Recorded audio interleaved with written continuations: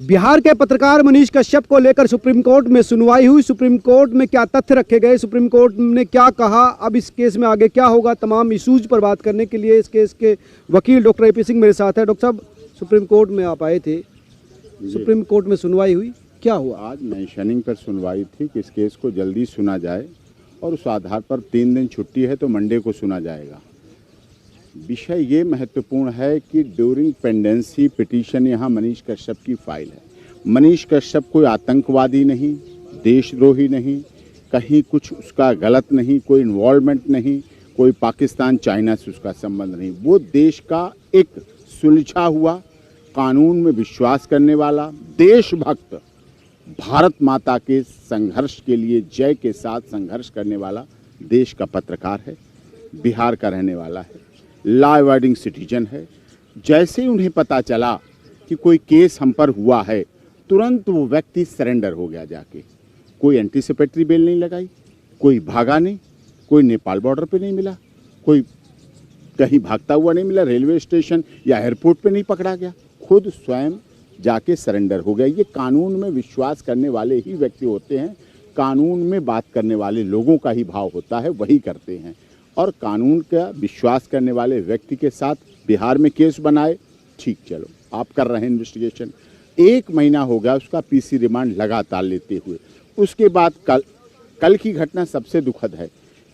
जब उसका PC remand खत्म हो गया, पुलिस कस्टडी रिमांड, तो वापस पटना लाने की बात थी। उसी समय रात में 9 बजे कोर्ट खोली गई। यहाँ हमारी पिटीशन है सुप्रीम कोर्ट में और वहाँ रात में कोर्ट खोली गई और आज करके उस पर रासुका लगा दी गई, NSA लगा दिया गया, नेशनल सिक्योरिटी एक्ट लगा दिया गया, राष्ट्रीय सुरक्षा कानून। ये मूल अधिकारों का हनन है, व्यक्ति के विचारों का हनन है, व्यक्ति की भावनाओं का हनन है, संवैधानिक भावनाओं का हनन है। हमारा देश संविधान से चलता है, इसीलिए हमने अपने संविधानों की रक्षा के लिए माननीय सर्वोच्च न्यायालय में ये बात रखी है। और इधर आप पिटिशनर कर रहे हैं, उधर NSA लगा दिया गया, तो इसमें क्या कोऑर्डिनेशन है? कुछ क्या वजह है इसके पीछे कुछ, या फिर राज्य सरकारों का काम है, शासन प्रशासन का काम है, वो किस एंगल से देखते हैं, किस तरह देखते हैं, क्यों ऐसा देखते हैं, ये उनका काम है, वो ऐसा कर रहे हैं। लेकिन ये चीज़ें गलत हैं, असंवैधानिक हैं। किसी भी पत्रकार की आईडी, किसी भी पत्रकार की कलम को ऐसे तोड़ा मरोड़ा नहीं जा सकता, इस तरह से आवाज़ को दबाई नहीं जा सकती। पत्रकारिता देश का चौथा स्तंभ है, मजबूत स्तंभ है। उस स्तंभ को रखेंगे तभी हम दुनिया के सबसे बड़े लोकतंत्र। वो ठीक है, अब सुप्रीम कोर्ट ने क्या कहा, आपकी याची, वो ठीक है, सुप्रीम कोर्ट ने क्या कहा? सुप्रीम कोर्ट ने 10 तारीख के लिए रखा है। इसमें उन्होंने कहा कि तमिलनाडु के वकील, बिहार के वकील ने साफ ये कहा कि वो तो कस्टडी में है। ये सब उन्होंने अपोज किया? अपोज तो वो क्या, उन्होंने फैक्ट रखे हैं कि कस्टडी में है। अच्छा। कस्टडी में है और कस्टडी में इस तरह से है तो उसको इंटरिम रिलीफ तो कोई दी नहीं जा सकती। बात है बेल की, बेल पर सुनवाई अब रासुका लगी है, नेशनल सिक्योरिटी एक्ट लगा है, उसके तहत भी देखा जाएगा, उसके द्वारा भी उस पर देखा जाएगा, तो आगे का उसमें बनेगा विषय, वो चीज़ें भी आएंगी। सुनवाई अगले सोमवार को, जैसे कोर्ट खुलेगा उसके बाद सुनवाई। हाँ, सोमवार को उसकी सुनवाई है। सोमवार में ये बात आएगी सामने, तो सामने रखी जाएगी बात कि ये होगी, इस तरह से कहा जाएगा। और लेकिन NSA जैसे लगाया तो इसका मतलब ये है कि सरकार इस पूरे मामले पर, आप यहाँ पर जमानत की बात कर रहे हैं, तो सरकार या पुलिस या जो इस मामले जो पार्टी है वो इस पूरे मामले को जल्दी से रिलीफ देने के मूड में नहीं है। हाँ, सरकार नहीं चाहती है कि रिलीफ की जाए, सरकार नहीं चाहती है कि इसको इस तरह से रिलीज किया जाए, सरकार बिल्कुल नहीं चाहती है। सरकार के 2 राज्यों की बात है, बिहार सरकार नहीं चाहती है, चाहना चाहिए। वो बिहार का युवक है, कानून में भरोसा रखने वाला पत्रकार है, एक सैनिक का बेटा है, जिसने सीमा पर काम कर रहा हो, जिसका पिता और उसका पुत्र, अविवाहित पुत्र, उसमें देशभक्ति की भावना है, देशभक्ति का भाव है, उस भाव से वो पत्रकारिता करता है। उसकी पत्रकारिता का उद्देश्य देशभक्ति का भाव है और देशभक्ति के भाव के बिना तो कोई व्यक्ति नहीं कर सकता। उस पर आरोप लगाया कि वीडियो जो है उन्होंने प्रोड्यूस किया है, बनाई है, जिसकी वजह से 2 राज्यों में तनाव पैदा हो गया, शांति भंग हो गई। ऐसा नहीं है। ये राज्यों ने तमिलनाडु और बिहार में क्यों हुआ? प्रवासी तो पूरे देश में है, प्रवासी तो महाराष्ट्र में है, तेलंगाना में है, कर्नाटक में है, केरल में है प्रवासी, आसाम में है प्रवासी, श्रीनगर में है प्रवासी, तो सब जगह है। वहीं की क्यों हुआ? कारण ये है कि वहाँ उनके साथ प्रवासी मजदूरों के साथ, बिहार के लोगों के साथ, माइग्रेंट के साथ जो ऐसी घटना होती है, जब ऐसी घटना होती है, जिस तरह की ऐसी घटना हो रही है, तो वो गलत है। इस पर उल्टा होना क्या चाहिए था? बिहार सरकार को अपने प्रवासी लोगों के लिए, अपने मजदूरों के लिए, अपने पीड़ितों के लिए, अपने उनके लिए ये कार्य करना चाहिए था कि उनकी बचत करें, उनकी सुरक्षा करें।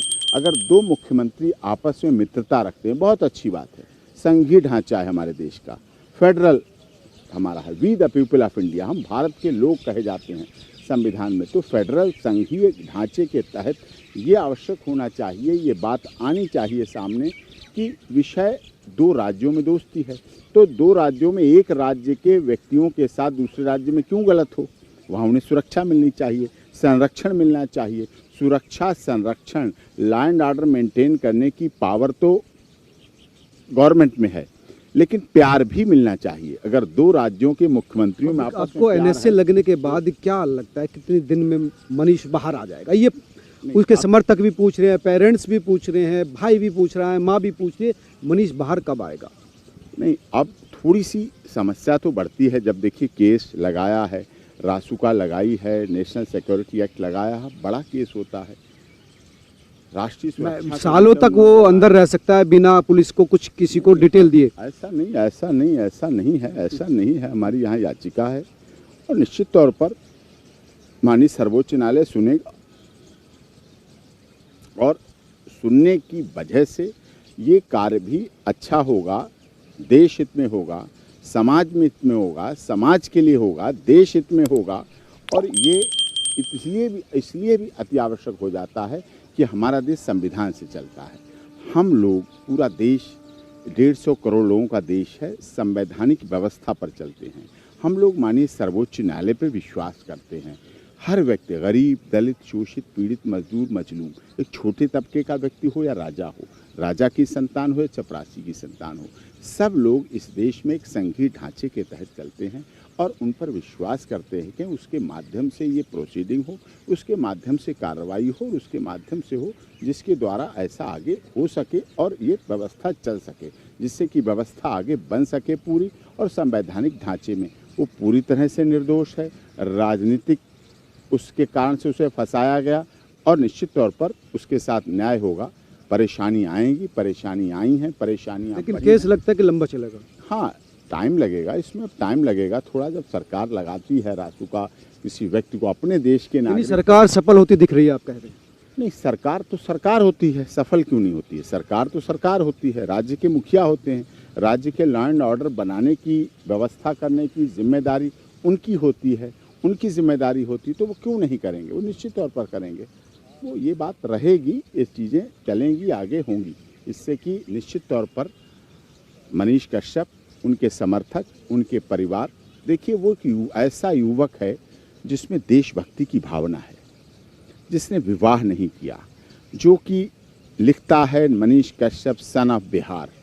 क्या प्यार है उसका, अपना प्यार है, माता पिता का प्यार। तो क्या लगता है कि सोमवार को कुछ राहत आपको मिलेगी? नहीं, अभी देखते हैं सोमवार को क्या होता है। सोमवार को सुनवाई होगी, सोमवार को कहाँ मैटर जाएगा, क्या है, सोमवार के लिए देखते हैं उसमें क्या किस चीज़ें की। उधर से जवाब आएगा, उधर से काउंटर आएगा, स्टेट ऑफ बिहार भी देगा, यूनियन ऑफ इंडिया भी देगी, और तमिलनाडु सरकार भी देगी, अपने जवाब देंगे, फाइल करेंगे, उसके बाद देखेंगे प्रोसेस में क्या है। लेकिन फिर भी थोड़ी डगर तो कठिन है, क्योंकि सरकार के खिलाफ मामला ये बना है। उसकी सिर्फ यही गलती जीवन में हुई कि उसने कहा कि हम बिहार सरकार को गिरा सकते हैं, हम नहीं मुख्यमंत्री नहीं बनने देंगे, हाँ, कि हम मुख्यमंत्री तेजस्वी यादव को नहीं बनने, ये उचित नहीं था। ये इसकी मैं कंडेमन करता हूँ, मैं इसकी भर्त्सना करता हूँ, और ये उसका अपराध जरूर है। उसने भावावेश में बोल दिया, लेकिन उतनी सजा नहीं मिलनी चाहिए थी कि उसको एनएसए में और दूसरे देश के लिए खतरे में, इस तरह के कानूनों में। उसका देश का खतरा थोड़ी हो जाता है। अगर किसी से व्यक्तिगत, किसी राजनेता से कह देता क्या है। इसी की वजह से कि तेजस्वी का यही उसका अपराध है कि अपराध वो है जो बताया जा रहा है? नहीं, बताया क्या जा रहा है वो सब कुछ सामने आया। देखिए, माननीय मोदी जी तो ऐसे व्यक्ति हैं जो उनके खिलाफ कोई बोलता है कब्र कब खुदेगी, 1000 लोगों के बीच में बोला जाता है कब्र कब खुदेगी मोदी जी की, मोदी जी उस बात को लेकर लाखों लोगों के बीच में बोलते ही रहते हैं कि लोग हमारी कब्र खोद रहे हैं, लोग हमारे कब्र खोदने की तैयारी कर रहे हैं। लेकिन देश उन्हें प्यार करता है, देश चाहता है, देश उनके लिए कुर्बान होता है। तो देश का नेता हो या प्रदेश का नेता हो, उसे इतना सहन शक्ति बढ़ानी पड़ती है।